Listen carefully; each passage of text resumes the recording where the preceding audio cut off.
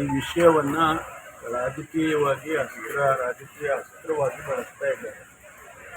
ಇದರಲ್ಲಿ ಅವರು ಅಂದ್ಕೊಂಡಿರ್ಬೋದು, ಅವರೇನೋ ಒಂದು ನಮ್ಮ ಸರ್ಕಾರವನ್ನು ಇಕ್ಕಟ್ಟಿಗೆ ಸಿಲುಕಿಸಬಹುದು ಅಂತ ಹೇಳಿ ಅಂದ್ಕೊಂಡಿರ್ಬೋದು.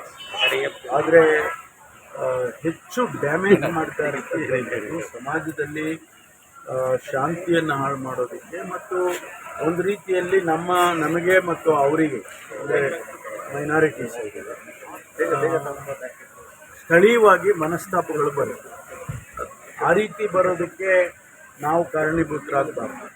ನಮಗೆ ಶಾಂತಿಯಿಂದ ಇರಬೇಕು, ನಾವೆಲ್ಲ ಸಹೋದರತ್ವದಿಂದ ಇರಬೇಕು ಅಂತ ಅನ್ನೋದೇ ನಮಗೆ ಕಾಂಗ್ರೆಸ್ ಪಕ್ಷಕ್ಕೆ ಇರ್ತಕ್ಕಂಥದ್ದು.